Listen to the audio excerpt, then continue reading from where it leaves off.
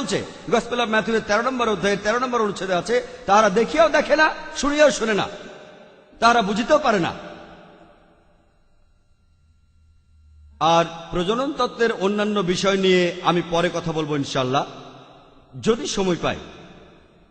আমাকে এখানে অন্য বিষয় নিয়েও বলতে হবে, বিজ্ঞানের আলোকে বাইবেলকে নিয়ে বলতে হবে। এখানে শুরুতেই আপনাদের বলি, পবিত্র কোরআনের সূরা রাদের 38 নম্বর আয়াতে উল্লেখ আছে যে আমি অনেক আসমানি কিতাব প্রেরণ করিয়াছিলাম। এদের মধ্যে 4টার নাম বলা হয়েছে, তাওরাত, জাবুর, ইনজিল আর কোরআন। তাওরাত হলো সেই ওহী আসমানি কিতাব যেটা নাজিল হয়েছিল মুসা আলাইহিস সালামের উপর। জাবুর হলো সেই ওহী যেটা নাজিল হয়েছিল দাউদ আলাইহিস সালামের উপর। ইনজিল হলো সেই ওহী আসমানি কিতাব যেটা নাজিল হয়েছিল ঈসা আলাইহিস সালামের উপর। আর কোরআন হলো সর্বশেষ এবং চূড়ান্ত আসমানি কিতাব যেটা নাজিল হয়েছিল সর্বশেষ নবী মুহাম্মদ সাল্লাল্লাহু আলাইহি সাল্লামের উপর। এটা পরিষ্কার করে বলি সবাইকে যে এই বাইবেলকে খ্রিস্টানরা ঈশ্বরের কথা বলে বিশ্বাস করেন। আমরা মুসলিমরা সেটাকে ইনজিল বলে মানি না, যেটা ঈসা আলাইহিস সালামের উপর নাজিল হয়েছিল। আমাদের মুসলিমদের মতে এই বাইবেল, এখানে ঈশ্বরের নিজের কথা থাকতে পারে, তবে এছাড়াও এখানে নবীর কথা আছে, ঐতিহাসিকের কথা আছে, অসম্ভব আর অশ্লীল কথার পাশাপাশি আরো প্রচুর পরিমাণে বৈজ্ঞানিক ভুলও রয়েছে। যদি বাইবেলে বিভিন্ন বৈজ্ঞানিক বিষয়ের কথা বলেন, সেগুলো থাকতেই পারে, কেন থাকবে না? বাইবেলের কিছু কথা তো ঈশ্বরই বলেছেন, কিন্তু বৈজ্ঞানিক ভুলের ব্যাপারে কি বলবেন? কি বলবেন বৈজ্ঞানিক ভুলের ব্যাপারে? এখানে কি বলবেন ঈশ্বর ভুল করেছেন? আমি খুবই পরিষ্কার করে বলতে চাই আমার খ্রিস্টান ভাই বোনদের, আমার লেকচারে আমি কোনো খ্রিস্টানকে আঘাত দিতে চাই না। যদি আমার কথায় আপনারা আঘাত পেয়ে থাকেন, তাই আগেই ক্ষমা চেয়ে নিচ্ছি। আমি এখানে শুধু এই কথাটাই বলতে চাই যে ঈশ্বরের নিজের কথার মধ্যে এমন বৈজ্ঞানিক ভুল থাকতে পারে না। যেমন ঈসা আলাইহিস সালাম নিজেই বলেছেন, সত্যকে খুঁজতে থাকো, এই সত্য তোমাকে মুক্ত করিবে। আমাদের ওল্ড টেস্টামেন্ট আছে, নিউ টেস্টামেন্ট আছে, এবার আমরা সর্বশেষ আর চূড়ান্ত টেস্টামেন্ট অনুসরণ করব, সেটা হলো পবিত্র কোরআন। এখানে যদি ডক্টর উইলিয়াম ক্যাম্বেলের কথা বলেন, আমি তার সাথে আরো সহজ হতে পারি, কারণ উনি একটা বই লিখেছেন, the Quran and the Bible in the light off history and science. উনি তার লেকচার দিয়েছেন, উনি একজন মেডিকেল ডাক্তার, উনার সাথে আমার ফর্মাল হওয়ার তেমন প্রয়োজন নেই। অন্যান্য খ্রিস্টান ভাই বোনদেরকে আমি বলছি, আমার কথায় যদি আঘাত পান সেজন্য ক্ষমা চেয়ে নিচ্ছি। আসুন এবার আমরা দেখি আধুনিক বিজ্ঞান সম্পর্কে বাইবেল কি বলে। প্রথমেই আমরা দেখব জ্যোতির্বিদ্যা। বাইবেলে বিশ্বজগৎ সৃষ্টির কথা বলা হয়েছে। প্রথম গ্রন্থ বুক অব জেনেসিস, প্রথম অধ্যায়, এখানে বলা আছে সর্বশক্তিমান ঈশ্বর আকাশমণ্ডলী আর পৃথিবী তৈরি করলেন 6 দিনে। এখানে সন্ধ্যা আর সকালের কথা বলা আছে, অর্থাৎ 24 ঘন্টায় হচ্ছে একদিন। আজকের বিজ্ঞান আমাদের বলে 24 ঘন্টার হিসেবে 6 দিনে বিশ্বজগৎ তৈরি করা কোনোভাবেই সম্ভব হবে না।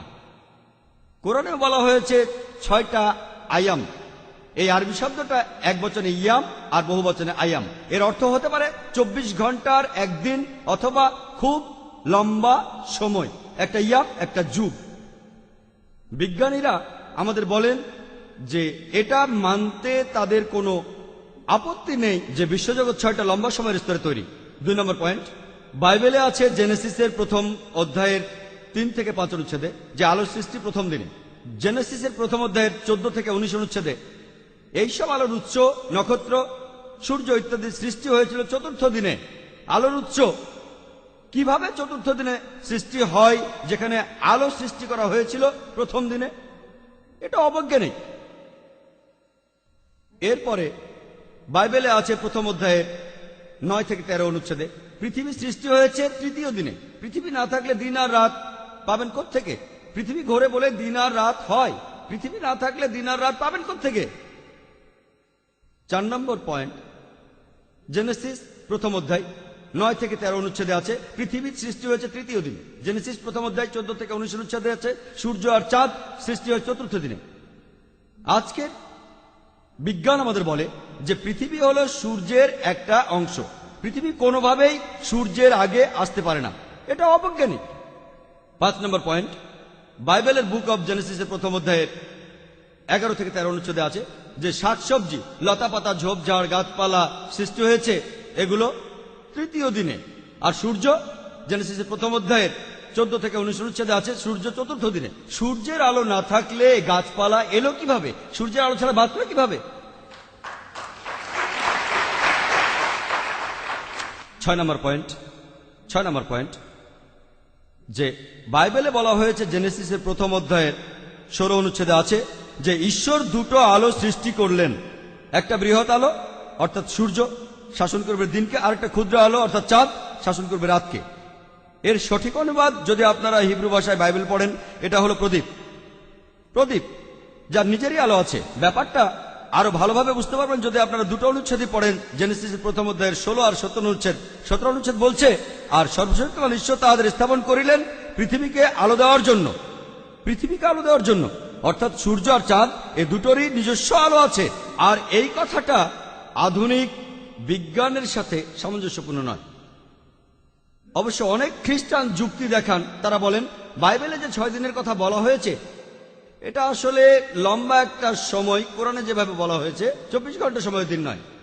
এটাও অযৌক্তিক। আপনারা বাইবেলেই দেখবেন সন্ধ্যা আর সকাল, এখানে 24 ঘন্টার দিন বোঝানো হয়েছে। কিন্তু এখানে যদি আমি একমত হয়ে বলি সমস্যা নেই, আপনাদের এই কথাটা না হয় মেনে নিলাম। এতে করেও আপনারা মাত্র দুটো বৈজ্ঞানিক ভুলের সমাধান করতে পারবেন। 6 দিনের সমস্যা, দ্বিতীয় সমস্যাটা যে প্রথম দিনে আলো, তৃতীয় দিনে পৃথিবী। অন্য 4টা সমস্যা কোনোভাবে সমাধান নেই। কেউ একথাও বলেন যে দিনগুলো যদি 24 ঘন্টার হয়ে থাকে তাহলে গাছপালা কেন আলো ছাড়া 24 ঘন্টা বাঁচবে না? আমি এখানে বলবো, যদি আপনারা বলেন যে গাছপালা সূর্যের আগে সৃষ্টি হয়েছিল আর আলো ছাড়া 24 ঘন্টা বেঁচে ছিল, আমার কোনো আপত্তি নেই। তবে আপনি একই সাথে সময়টাকে 24 ঘন্টার সময় আর লম্বা একটা সময় বলতে পারবেন না। যদি বলেন এটা লম্বা সময় তাহলে 1 আর 3 নম্বরের সমাধান হবে, তারপরও 4টা বাকি থাকবে। যদি বলেন সময়টা 24 ঘন্টার একদিন তাহলে শুধু 5 নম্বরের সমাধানটা হবে, 5টা সমস্যা আরো বাকি থাকবে। এটাও অবৈজ্ঞানিক। আমি ডক্টর উইলিয়ামের উপর ছেড়ে দিচ্ছি, হয় তিনি বলবেন এটা হলো লম্বা সময় আর এখানে মাত্র 4টা বৈজ্ঞানিক ভুল আছে, অথবা এটা 24 ঘন্টার সময় আর এখানে বিশ্বজগতের সৃষ্টির ব্যাপারে মাত্র 5টা বৈজ্ঞানিক ভুল আছে। এবার পৃথিবীর সম্পর্কে বলি। পৃথিবীতে অনেক বিজ্ঞানী বলার চেষ্টা করেছেন যে পৃথিবী কিভাবে ধ্বংস হবে।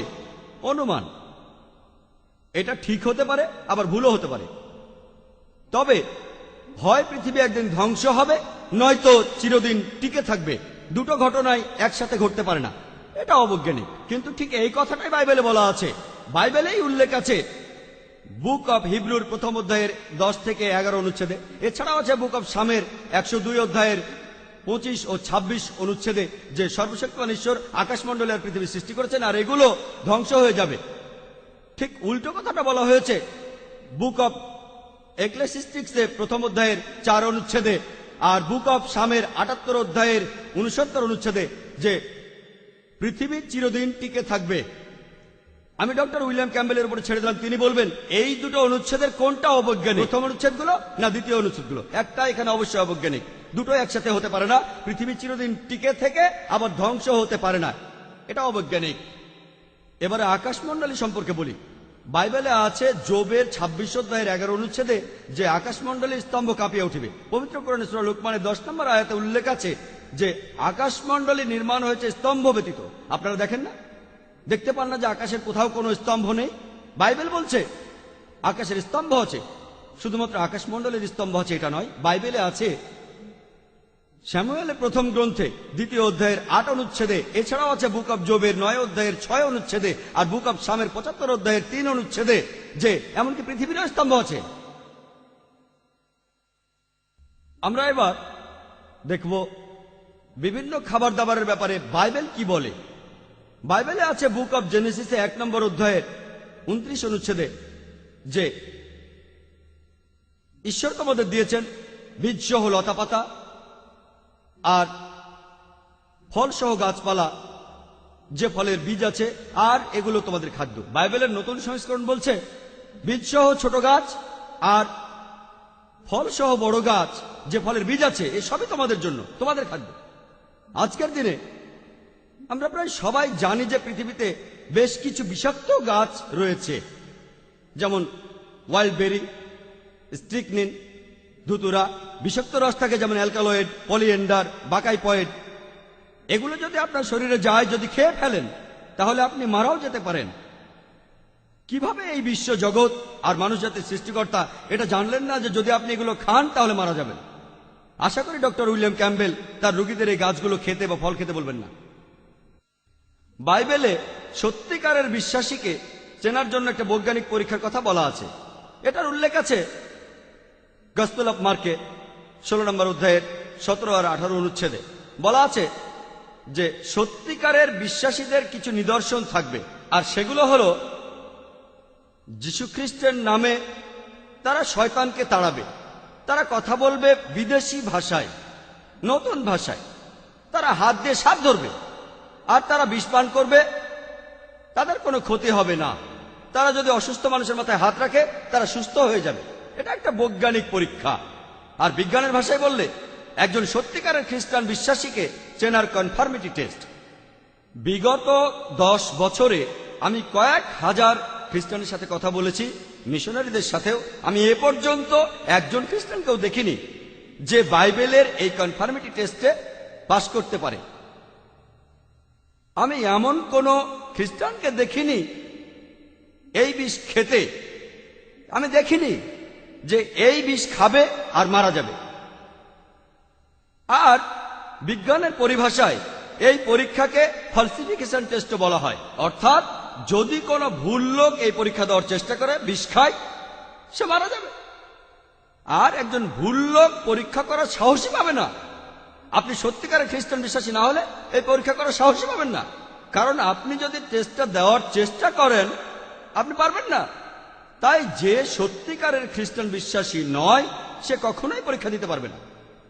ডক্টর ক্যাম্বেলের লেখা the Quran and the Bible in the light off history and science বইটা আমি ভালোভাবেই পড়েছি, আর ধরে নিচ্ছি যে তিনি সত্যিকারের একজন বিশ্বাসী খ্রিস্টান। আর আমি চাই যে উনি আমাদের সামনে এই ফলসিফিকেশন টেস্টটা দেন।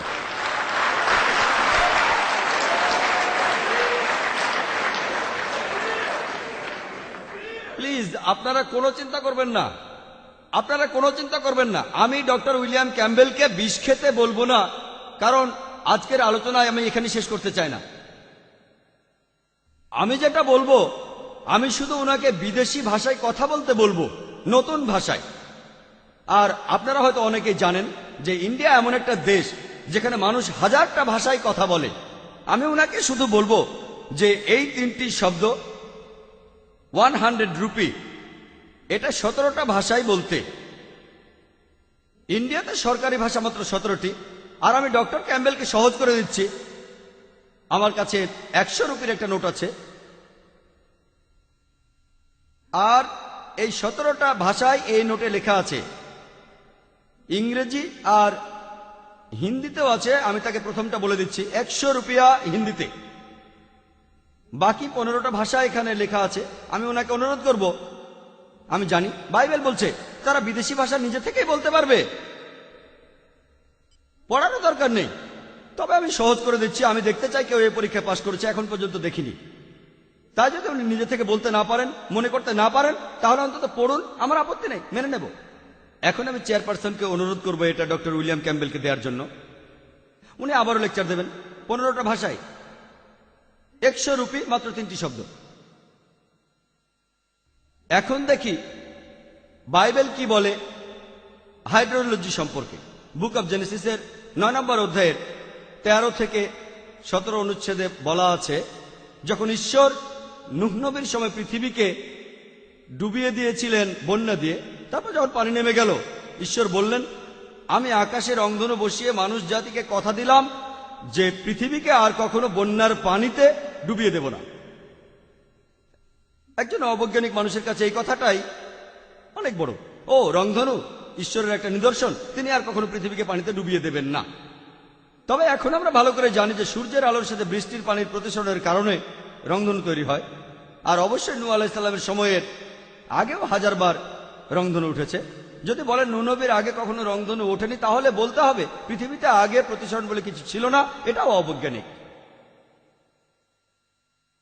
মেডিসিনের ব্যাপারে বলতে গিয়ে বাইবেল বলছে, বুক অব লেভিটিকাস 14 নম্বর অধ্যায়ের 49 থেকে 53 অনুচ্ছেদে, এখানে কোনো বাড়িকে প্লেগ বা কুষ্ঠ রোগ থেকে মুক্ত করার নতুন একটা উপায় বলা হয়েছে। এখানে বলা আছে যে দুটো পাখি নেন, একটাকে মেরে ফেলেন, একটা কাঠ নেন, চামড়া ছাড়ান, রেখে দেন, আর যে পাখিটা বেঁচে আছে সেটাকে পানিতে চোবান, চলন্ত পানিতে চোবান, তারপর বাড়ির চারপাশে এদের 7 বার ছিটিয়ে দিন। বাড়ির চারপাশে রক্ত ছড়াবেন যাতে আপনার বাড়িতে প্লেগ বা কুষ্ঠরোগ না হয়। আমরা জানি রক্তের মাধ্যমে জীবাণু ছড়ায়, যেমন ব্যাকটেরিয়া আর টক্সিন। আশা করি ডক্টর ক্যাম্বেল বাইবেলের এই নিয়মে তার অপারেশন থিয়েটারকে রোগমুক্ত করবেন না। এটার উল্লেখ আছে বুক অব লেভিটিকাসের 12 নম্বর অধ্যায়ের 1 থেকে 5 অনুচ্ছেদে। আর আমরা মেডিকেলি জানি যে যখন একজন মা সন্তান প্রসব করেন, প্রসবের পরের অবস্থাটা একটু অস্বাস্থ্যকর। ধর্মীয়ভাবে যদি বলেন নোংরা, আমার কোনো আপত্তি নেই, কিন্তু লেভিটিকাসের 12 নম্বর অধ্যায়ের 1 থেকে 5 অনুচ্ছেদে বলছে যখন একজন মহিলা কোনো পুরুষ সন্তানের জন্ম দেয়, সে নোংরা থাকবে 7 দিন, আর এই নোংরা অবস্থার প্রভাব থাকবে আরো 33 দিন। আর যদি নারী সন্তান জন্ম দেয়, সে নোংরা থাকবে 2 সপ্তাহ, আর এই নোংরা অবস্থার প্রভাব থাকবে আরো 66 দিন। এক কথায়, যদি কোনো মহিলা পুরুষ সন্তান জন্ম দেয়, সে নোংরা অবস্থায় থাকবে 40 দিন, আর যদি সেই মহিলা নারী সন্তান জন্ম দেয়, সে নোংরা থাকবে 80 দিন। আমি ডক্টর উইলিয়াম ক্যাম্বেলকে বলবো এটার একটা বৈজ্ঞানিক ব্যাখ্যা দিতে, কিভাবে একজন মহিলা দ্বিগুণ সময় নোংরা অবস্থায় থাকে যদি সে নারী সন্তান জন্ম দেয়। এমনটা হওয়ার কারণ কি? বাইবেলে কোন ব্যভিচারীকে চেনার খুব সুন্দর একটা পরীক্ষা আছে। কিভাবে বুঝবেন একজন মহিলা ব্যভিচার করেছে? এটা আছে বুক অব নাম্বারসের 5 নম্বর অধ্যায়ের 11 থেকে 31 অনুচ্ছেদে। আমি এখানে সংক্ষেপে বলছি। বলা হয়েছে যে যাজক একটা পাত্রে কিছু পবিত্র পানি নেবেন, মেঝে থেকে ধুলো নেবেন এবং সেটা পানিতে মেশাবেন, আর এটাই হলো তেতো পানি। এই পানিকে অভিশাপ দিয়ে ওই মহিলাকে দেবেন।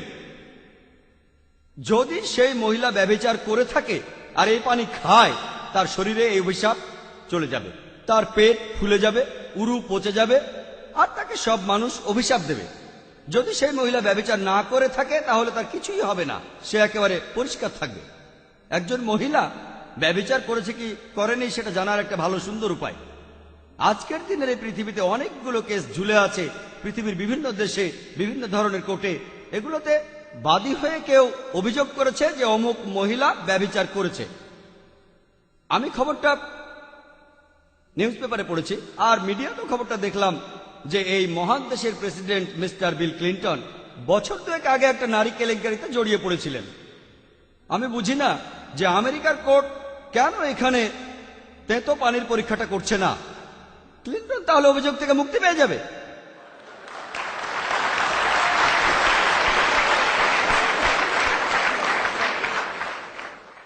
কেন সেখানে কোনো খ্রিস্টান মিশনারি অথবা আমাদের শ্রদ্ধেয় ডক্টর উইলিয়াম ক্যাম্বেলের মতো কেউ একজন এই তেতো পানির পরীক্ষাটা করে মিস্টার প্রেসিডেন্ট ক্লিন্টনকে এই অভিযোগ থেকে মুক্তি দিচ্ছেন না?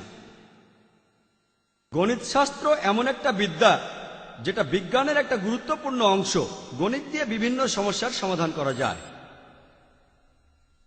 বাইবেলে হাজারটা বৈজ্ঞানিক ভুল আছে, তার শখানেক হলো গণিত নিয়ে। আমি এখানে মাত্র কয়েকটা কথা বলবো।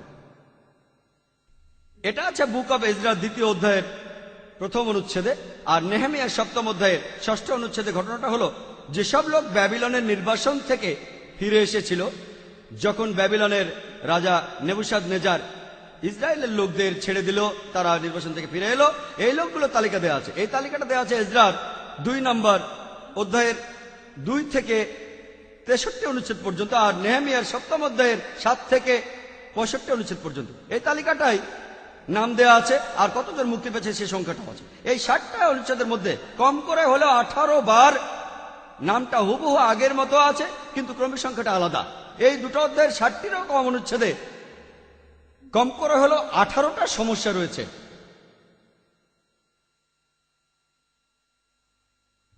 এটা হচ্ছে সেই তালিকা।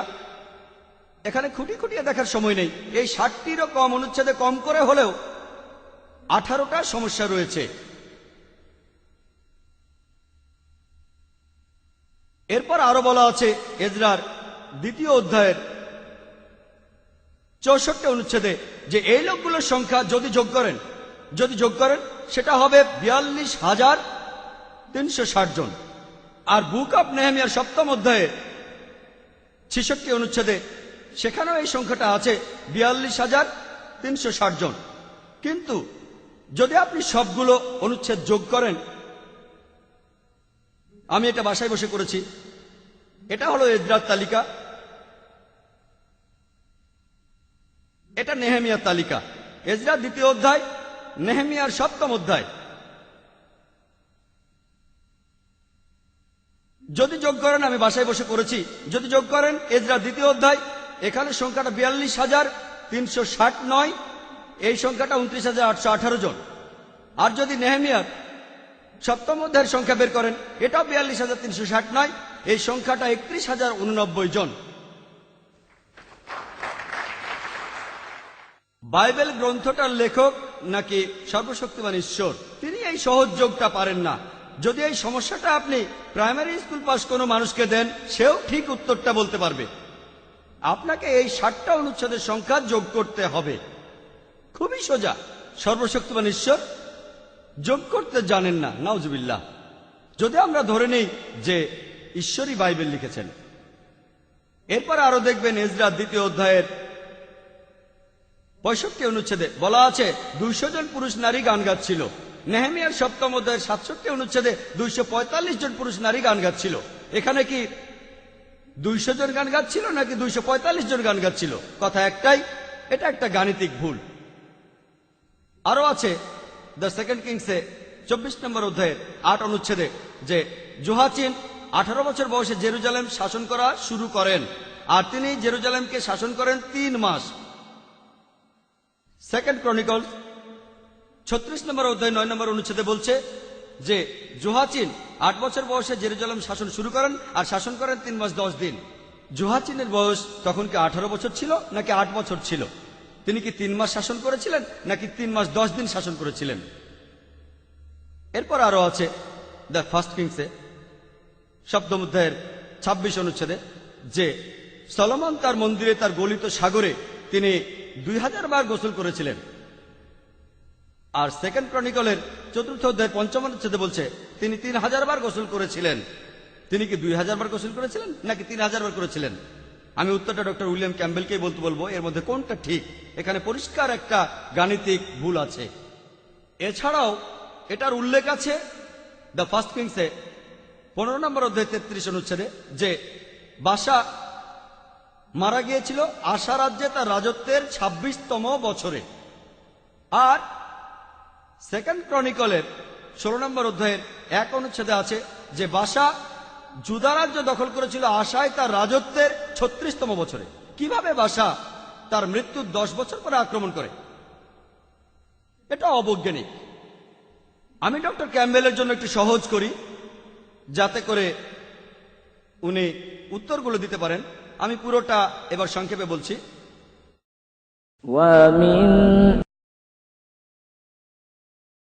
আমি যে সমস্যাগুলো বলেছিলাম, 1 নম্বর পয়েন্টটা হলো যে পৃথিবী আর এই বিশ্বজগৎ তৈরি হয়েছে 24 ঘন্টার হিসেবে 6 দিনে। আলো আগে, তারপর আলোর উৎস এসেছে। 2 নম্বর পয়েন্ট। 3, পৃথিবী সৃষ্টি হওয়ার আগে দিন রাত সৃষ্টি হয়েছে। পয়েন্ট নাম্বার 4, সূর্যের আগে পৃথিবীর সৃষ্টি হয়েছিল। 5 নম্বর পয়েন্ট, পৃথিবীতে আলো আসার আগে গাছপালা তৈরি হয়েছিল। 6 নম্বর পয়েন্ট, চাঁদের যে আলো সেটা তার নিজস্ব আলো। 7 নম্বর পয়েন্ট, এই পৃথিবীটা ধ্বংস হয়ে যাবে নাকি চিরদিন থাকবে। 8 নম্বর পয়েন্ট, পৃথিবী স্তম্ভের উপরে আছে। 9 নম্বর পয়েন্ট, আকাশমণ্ডলে স্তম্ভে আছে। 10 নম্বর পয়েন্ট, ঈশ্বর বলেছেন তোমরা সব ধরনের গাছপালা আর ফলমূল খেতে পারো, যেগুলো বিষাক্ত সেগুলো। 11 নম্বর পয়েন্ট, ফলসিফিকেশন টেস্টের সেই পরীক্ষা যেটা আছে মার্কের 16 নম্বর অধ্যায়ের 17 আর 18 অনুচ্ছেদে। 12 নম্বর পয়েন্ট, একজন মহিলা দ্বিগুণ সময় নোংরা থাকবে যদি সে পুরুষ সন্তান জন্ম না দিয়ে নারী সন্তানের জন্ম দেয়। 13 নম্বর পয়েন্ট, পাখির রক্ত দিয়ে কোন বাড়িকে প্লেগ আর কুষ্ঠরোগ থেকে মুক্ত করা। 14 নম্বর পয়েন্ট, আপনি কিভাবে তেতো পানি দিয়ে ব্যভিচারের পরীক্ষা করবেন। 15 নম্বর পয়েন্ট, 60টিরও কম অনুচ্ছেদে 18টি সমস্যা আছে এজরা 2য় অধ্যায় আর নেহেমিয়া 7ম অধ্যায়ে। আমি 18টাকে আলাদা আলাদা ধরছি না, সব মিলিয়ে একটা সমস্যা ধরছি। 16 নম্বর পয়েন্ট, এই 2 অধ্যায়ের সংখ্যা দুটো এক নয়। 17 নম্বর পয়েন্ট, 200 জন নারী পুরুষ গান গেয়েছিল নাকি 245 জন গান গেয়েছিল। 18 নম্বর পয়েন্ট, জোহাচিনের বয়স কি 18 ছিল নাকি 8 ছিল যখন সে রাজা হয়। 19 নম্বর পয়েন্ট, তিনি কি 3 মাস শাসন করেছেন নাকি 3 মাস 10 দিন। 20 নম্বর পয়েন্ট, সলোমন 2000 বার গোসল করেছিলেন নাকি 3000 বার। 21 নম্বর পয়েন্ট হলো যে বাদশা কিভাবে মারা যাওয়া 10 বছর পর জুদা রাজ্য দখল করলো। 22 নম্বর পয়েন্ট হলো সর্বশক্তিমান ঈশ্বর বলেছেন, আমি আকাশের রংধনু বসিয়ে মানুষ জাতিকে কথা দিলাম যে পৃথিবীকে আর কখনো বন্যায় ডুবিয়ে দেব না। আমি এখানে মাত্র 22টা সমস্যার কথা বললাম, এছাড়াও বাইবেলে আরো শখানেক বৈজ্ঞানিক ভুল আছে। বৈজ্ঞানিক ভুল, আশা করি ডক্টর উইলিয়াম ক্যাম্বেল সমস্যাগুলো নিয়ে কথা বলবেন, আর উনি এখানে একমত হয়ে আলোচনা করুন অথবা ভিন্ন মত হয়ে। যদি তিনি যুক্তি মেনে চলেন, তিনি কখনোই বৈজ্ঞানিকভাবে এই 22টা সমস্যার সবগুলোর সমাধান কোনোভাবে দিতে পারবেন না। আমরা মানি যে যীশুখ্রিস্ট আল্লাহর নবী, তার উপরে ইঞ্জিল নাজিল হয়েছিল। এই বাইবেল এটা ইঞ্জিল নয়, এখানে ঈশ্বরের কথা থাকতে পারে, তবে অবৈজ্ঞানিক কথাগুলো ঈশ্বরের কথা নয়। আমি আমার লেকচার শেষ করার আগে পবিত্র কোরআন থেকে একটা উদ্ধৃতি দেব। সূরা বাকারার 79 নম্বর আয়াতে উল্লেখ আছে, ফাওয়াইলুল লিল্লাযিনা ইয়াকতুবুনাল কিতাবা বিআইদিহিম সুম্মা ইয়াকুলুনা হাযা মিন ইনদিল্লাহ লিয়াশতারু বিহি সামনান কালিলা ফাওয়াইলুল লাহুম মিম্মা কাতাবাত আইদিহিম ওয়াওয়াইলুল লাহুম মিম্মা ইয়াকসিবুন। দুর্ভোগ তাহাদের জন্য যাহারা নিজ হাতে কিতাব রচনা করে এবং তুচ্ছ মূল্য প্রাপ্তির জন্য বলে ইহা আল্লাহর নিকট হইতে। তাহাদের হাত যাহারা রচনা করিয়াছে তাহার শাস্তি তাহাদের, যাহারা উপার্জন করিয়াছে তাহার শাস্তি তাহাদের। ওয়া আখিরু দাওয়ানা আলহামদুলিল্লাহি রাব্বিল আলামিন।